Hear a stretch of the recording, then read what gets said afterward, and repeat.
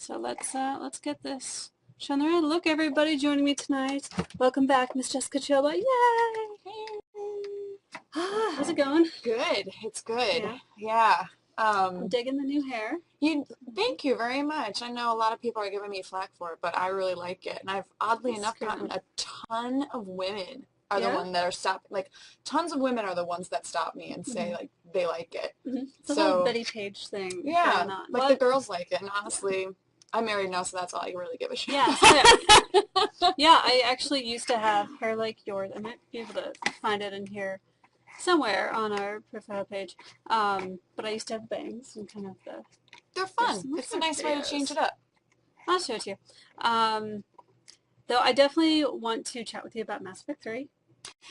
Okay, obviously. I haven't finished it yet. I have like 6 more hours to go. I took a huge... so no spoilers anymore. Yes, I'm trying to avoid spoilers, but you know what? Actually, I really don't care about spoilers. Spoilers don't really spoil things for me because while I love to discover things on my own, for me it's definitely more about the like journey, and I like to see how, and I'm with that with like books and movies. Like I like to know the information, and then so it doesn't bother me when I read it or if I experience it, like what plays out. So I'm not too anal about spoilers. Okay, plus it's hard to avoid in this business, so I just kind of learned to accept. It's very dangerous working for X-Play and avoiding spoilers. But a big part is I took a huge break from it. I've only got like 6 hours left, but I stopped playing because I wanted to play and finish Fez, and that has been my obsession for the last 3 days. In fact, I just restarted the game again after finishing it at like 2 in the morning last night. So Fez has gotten like a lot of buzz on the indie scene, but I don't really know what it's about. Like, what do you do with it? Well,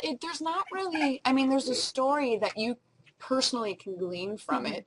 What I got from it was, and this is gonna sound crazy, but you are, this young Fez thing Fez is the hat. I don't know what they call the people. You're one of the people in this village, and the elder person has you come to it, and it's kind of like a rite of passage where all of a sudden you realize like all this information's downloaded into you, and you get this Fez hat that allows you to kind of time travel / warp /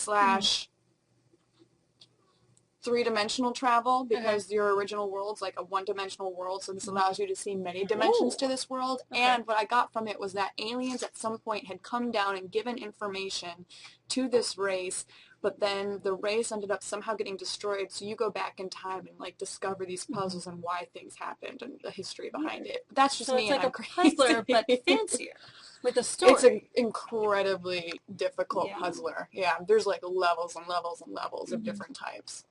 And I just finished the basic one. Like, I'm going to find the cubes, and I'm going to get to the end. But there's so much more to it than you think, right? So much. So much. It's pretty rad. From an old art school student perspective. Oh, I didn't know you were an art student. Blew my mind off. Yeah, I have a Bachelor of Fine Arts in painting and drawing with a focus on art history. I can draw stick figures. So you're really good at that. What's that new game that I went into that... You draw, not that you draw. Draw something? Draw something. I rocket draw something. Also Pictionary, kind of like the same game, but, I guess. Although, isn't there one of the new Epic Mickey games for the 3DS? I guess you have to draw your weaponry in there. And the better you draw it, the better it functions. But if you draw it poorly, it would backfire on you. So I wouldn't be able to get past first level because I can draw stick figures. That's about it. That's option. So if you guys have questions for Jessica? Oh, I see. There we go. Yeah. See, I had the Betty Page thing going. I did a pin-up shoot. So I was very cute. Went with that. So I thought I'd show you. Are you willing to share any interesting wedding anecdotes? Well, it's her business if she chooses to share. Yeah, I'm fine. I mean, we kind of Twitter blasted everyone with our wedding debauchery from both our personal accounts, and it pretty much was exactly that. I mean, it was, am I allowed to swear on this? Absolutely, it's the internet. It was a shit show of drunkenness the entire time. We literally had to survive our own wedding, and it was one of the best experiences ever. And there weren't any zombies. Uh-oh. What? I missed it. Where? He has a Nerf gun. Oh. He's a giant Nerf. We yeah, but that's why you married him. Yeah, exactly. We love our nerds. They are the best. best. Because he's hot. That's really kind of I guess that helps. Does he have a good car, though? I mean, that's... No. Oh. Well, I like the car because it's a Fiat, but I don't know if other guys think it's a good car. I kind of want one of those, like a little... They're so much fun to drive. They're awesome. I need me a car. So share with us a bit more about your experience playing Diana Ellers. Like, it was insanely exciting, but I was really, really, really stoked for it because I really am a fan of BioWare. You know, I love Jade Empire. I know that some people didn't, but I really enjoyed it. I really enjoyed Dragon Age Origins. I thought Dragon Age 2 was okay, but I mean, I still had fun with it.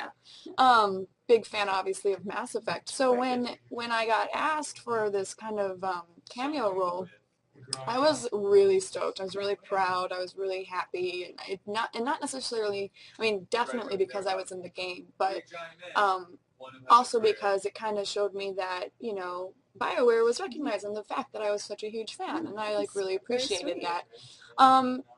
Was it weird at all seeing yourself in the game? It's very weird. In fact, I don't like it. It's freaking me out. It does. It freaks me out. I'm surprised that it makes it. I don't want to say it's bad because it's not bad. It's just weird. It's just weird. Because it's you, but it's not you because she really does resemble you. Yeah, and it's unnerving. And so yeah, you know, that was a hard thing to go through because once it was announced and I was so excited to tell everybody, and up until this point I had this mentality that, you know, kind of like, you know, when you're a nerd in high school, you hang out with all the other nerds in high school and you all kind of protect each other. I felt like once you're a BioWare fan, you hang out with other BioWare fans, and aren't we all in this together? And I got so much flack for being in the game, and it was just... They were jealous. You know, it is what it is, but it's just, it was really disappointing. It was really hard. I mean, that experience on top of then hearing how people attacked the one female BioWare writer, on top of then the issues surrounding the story. Right. I'm just kind of it's hard not to be disappointed in a lot of gamer attitudes out there. I feel like at this point it's kind of a lot of them are their own worst enemies. So you know, you try to make it a good cool thing, and you just can't. But you know, there are still a lot of really good gamers around here. A lot of them are in this realm. For sure. Haters are gonna hate. And it just happens. It just happens. And you have all the G4 family who loves you. That makes it really fun. Yeah, I know. But yeah, so it was really cool to do it, and it was really eye-opening to discover just how tough it is to be a voice actor. Yeah, I can't do it. You know, we do a lot of VO stuff here, and so I thought, oh, well, I'll know what to expect, and it's totally different. It's very there's a lot of pressure. You've got an entire group of people that are sitting behind you're in a room by yourself with a microphone and headphone set, and that's it, and the script. And they're on the other side with this solid proof glass in between, or this soundproof glass between you. You can't hear anything outside. You can't hear anything. Weird being in booths. And they tell you, like, okay, 1, 2, 3, go, and basically you get a countdown. Sometimes you can, if they've already pre-recorded the person you're talking to's voice, you'll get that line before the line you're supposed to say, so you can react. But more often than not, they just give you 3 beeps, and then on the 3rd beep is when you start.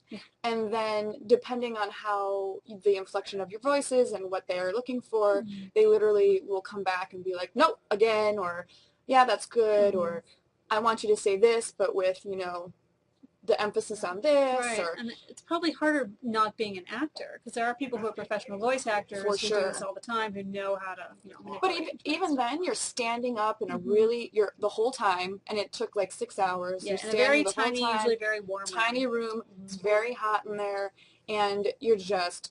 Well, I mean, I guess after experience, if you're an experienced voice actor, you don't get as nervous, but I was terrified out of my mind, sweating bullets and shaking. You're not the only one. Yeah, it was,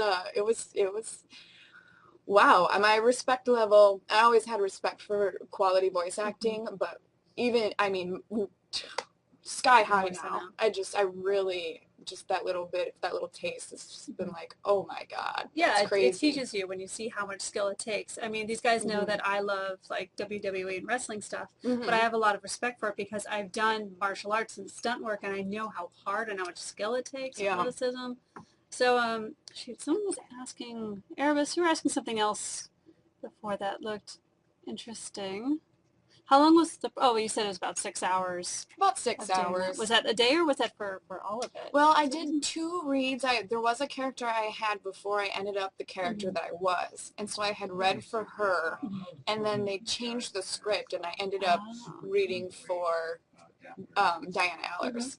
Oh, so you were a different character before. I was a different character I doubt you can tell us what that is. Yeah, not really. All right, guys. NDAs. That's so cool. But it was fun. But it was about, I think the first time was, it was full days. So I think the first time was like 4.5 hours, and I think the last one was about 5.5, maybe 6. Okay.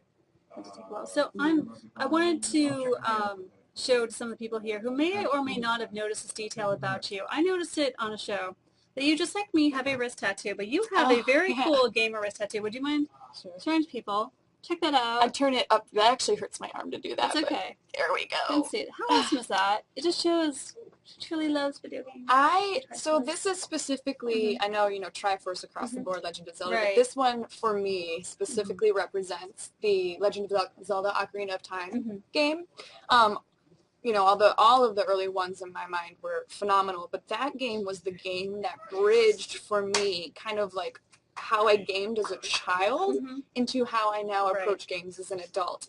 I don't know really why. I mean, I could give you a lot of really deep, meaningful insight, but it was the first, I had just gotten done with college, and I had kind of dropped off of gaming in college because I was doing college things like painting and drinking, apparently, and that's what I did. I was making films and drinking. Yeah, that's what you did. Plus, I was dirt poor, so I didn't have. I mean, I had taken our old NES system with me to college, but even then, I couldn't. It's not like there were new games or anything like that. So, and I couldn't buy a new system.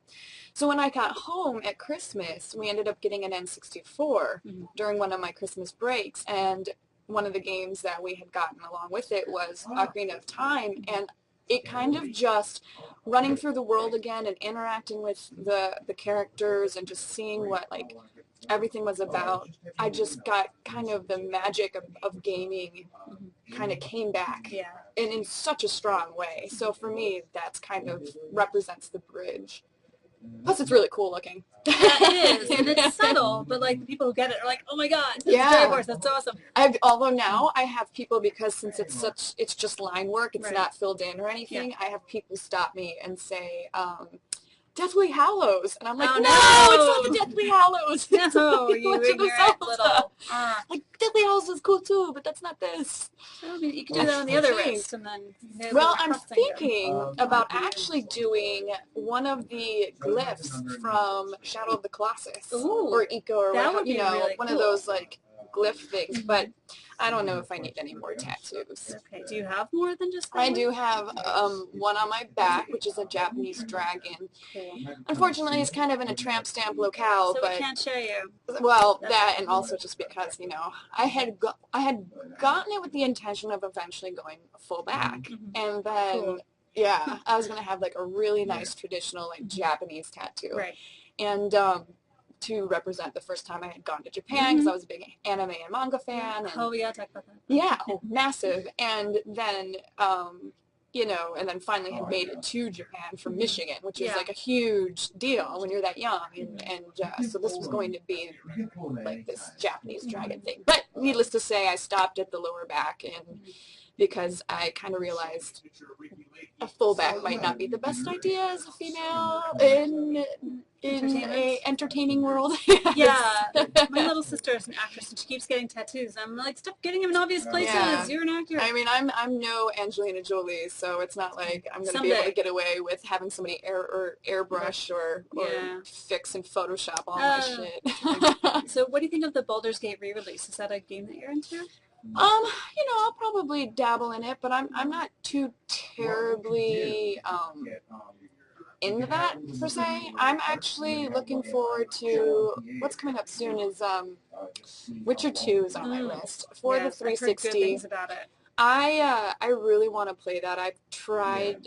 I know that it came out on PC, and everybody that's a major PC gamer really, really loves it. And I really want to play PC games, and I used to be pretty heavy into like MMOs and things like that. But I had to stop because and this sounds like a cop-out, but it's not, I promise. I actually have a really bad back, and so when I sit at the computer, and I've tried everything. I've tried back braces, I've tried neck support, I've tried heating pillows, I've tried it all, but after a while, I'll be playing, and my arm will go numb, and I can't move my neck, and it just sucks. Yeah, my spine goes, like this, and then when you get to the end, it curves up. So it's actually like this weird, I suspect undiagnosed scoliosis, but thanks, school.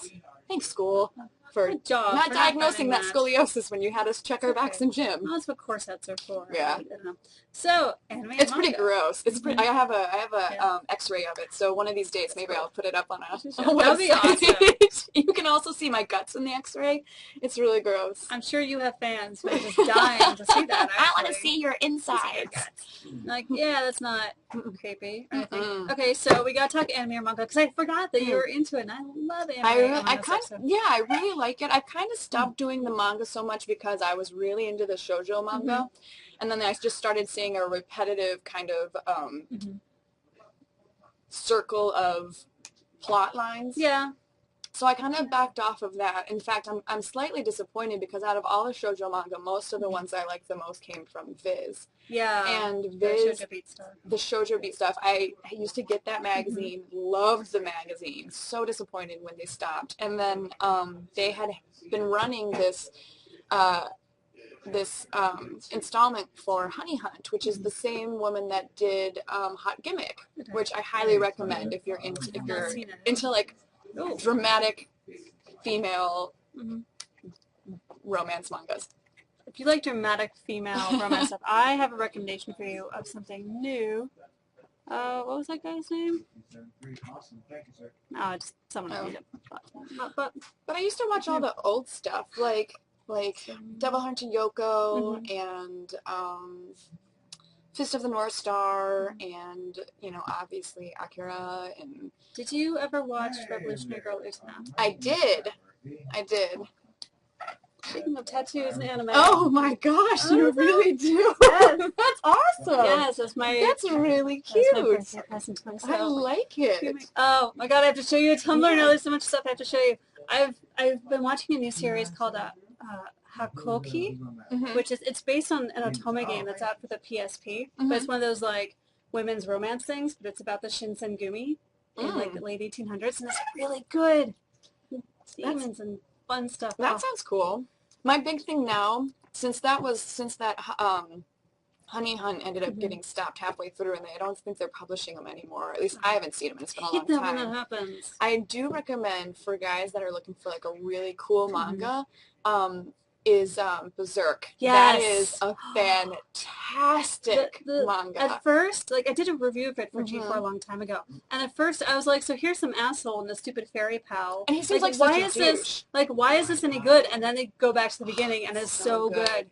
So good. Go. But then now I'm really hooked to Korean dramas. Really? They're kind of fun. They're kind of a guilty pleasure, aren't they? Do. I watch them on Crunchyroll and or Crunchyroll.com, and I think actually that Netflix and Hulu carry a couple, and I watch those a ton.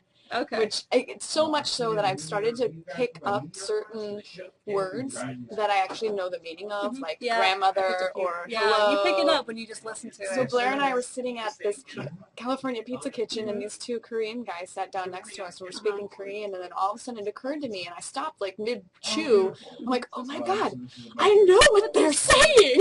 I'm like, he's talking about his grandma right now, and his brother's really upset. And they're like, oh my god, you gotta stop this.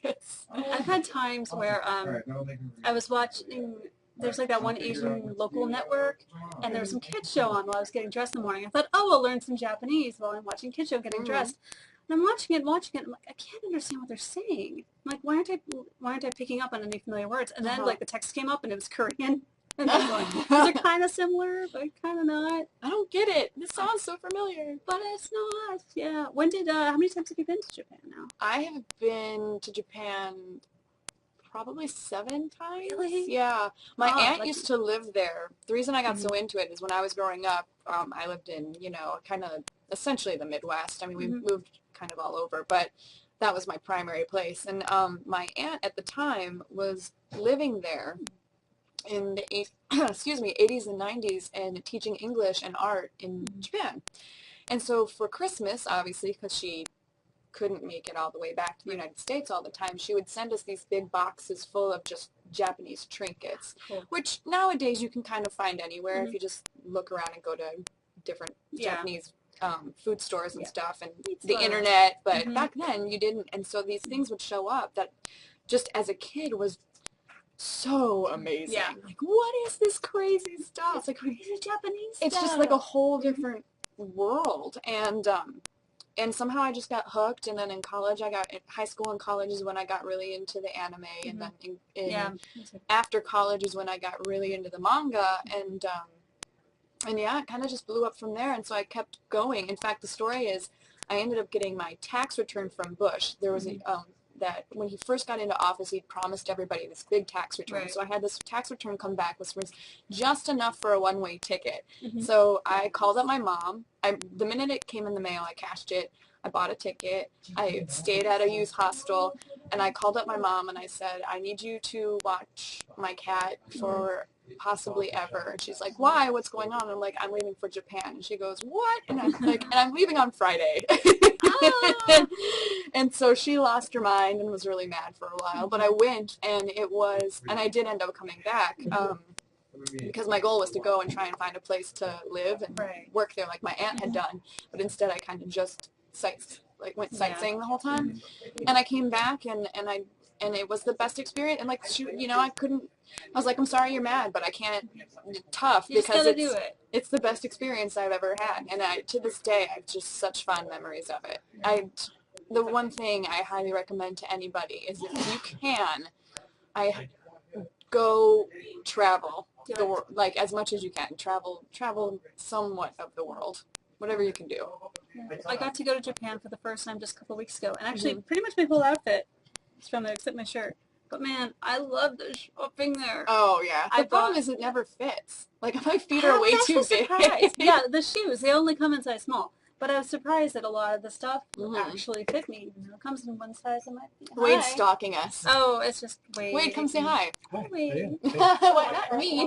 Oh no, I'm saying thank you. Thank you for your help on X-Play. Oh, thanks, Wade. Aw. No, the X-Play. Is there something coming up that well, I do a lot of just field shoots in general, not necessarily specifically for X-Play, but I went and did the Avengers junket and the red carpet, and then I'm going to NASA, I think, next week. Dude, right? Yeah. Dude. Are you going to get to go on any zero-G or anything crazy? I really hope I can manipulate the situation so that they let me try out at least some of the tests. I don't need to puke on myself or anybody else, but I definitely want to try a couple of physical I just want to feel the zero-G thing. Like when I was young, I always wanted to be an astronaut, but that's because I just wanted to be in space because space is cool. Space is cool. It's space. Space is totally cool. So yeah, NASA's coming up, and then we just did a thing that ran last night, I think, on Attack of the Show. That was the new Camaro. Yes, someone was asking if you got to keep it. I wish. I tried so hard. Did you get to drive it? Because I know the weather. I did get to drive it, but I was definitely cautious because right before we went into our ride-along, they had tried to let people drive it themselves because it was just us and a bunch of reviewers, like car reviewers and car magazines. And within 5 minutes, 3 people wrecked their other ones. So when it came to us, they're like, no. And I'm like, that's fine. I don't want to feel I don't want to I would feel, I would just feel terrible. Something like that. But this racetrack, it was crazy. It was an awesome track, but it is out in the middle of nowhere in Virginia. And I thought I was in Silent Hill. Like, I kid you not. It was so dark. Well, being in the countryside, there's not as many lights out there, and it does get a little creepy, I guess. It was creepy. Although I did see a shooting star. Oh. One thing you definitely don't see in LA. How was the Nerdist bowling? I saw a little bit of that video. The Nerdist bowling was cool. I actually love bowling.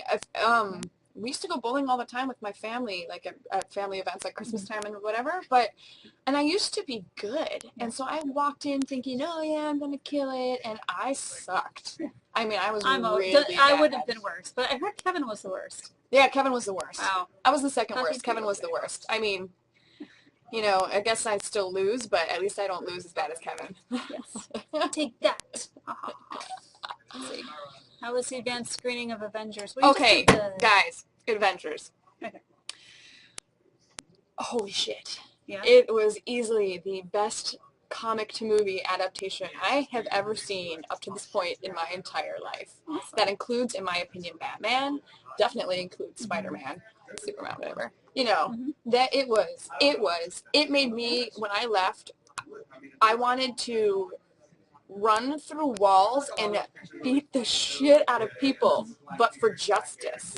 It was so cool. It was so cool. Well, I'm just a big Joss Whedon fan, which is the only reason why you're gonna lose your mind. You're gonna lose your mind. I am.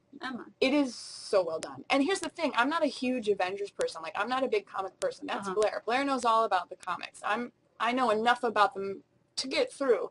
But even so, they did a great job of balancing it for really hardcore fans, and then people like me that might be new or don't really know as much, to like kind of still feel like you're seeing a really good movie and that you're involved and you're not being left behind. Yeah. So do you have any really embarrassing stories about Blair, by chance? Any really embarrassing stories? They might want to share? Really short one. A really short one? Oh, you do? Oh. A really short one. Oh, I'm sure I've got a really short story. I've got a really...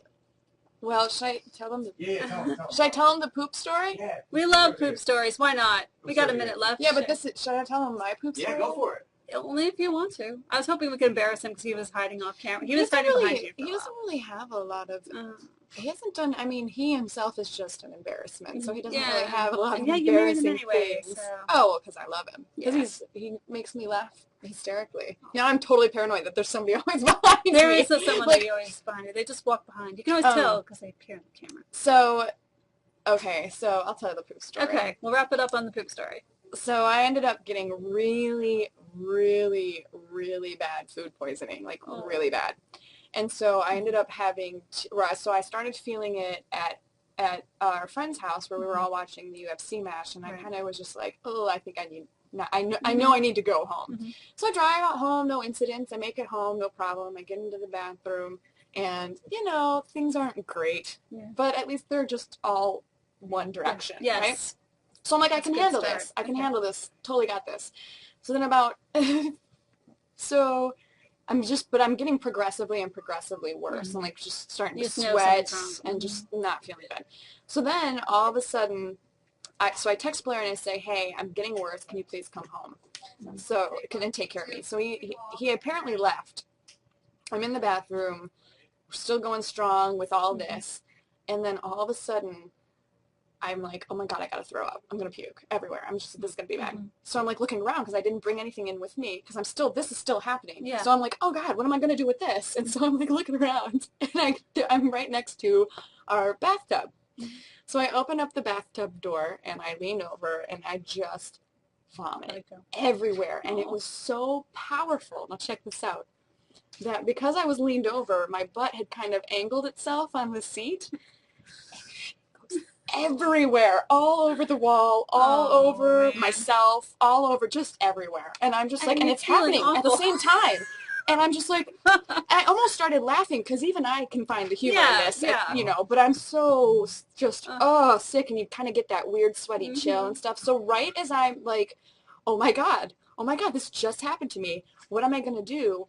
I hear him come upstairs and go, hey, babe, I'm home. So I'm like, no. Right now. So I'm like looking around, trying to find a way, like, how can I clean this up in time? And I'm like getting more and more sick. And I'm like, oh God. And I'm trying. I'm like, there's no how to get out of this. And then he comes downstairs and he goes, are you okay in there? And so I'm sitting there and I just go, I'm like, literally, there's no options for me. There's just no options. So I sit there and I'm just like, baby. And he's like, yeah. And I'm like, I pooped on the wall. I started crying.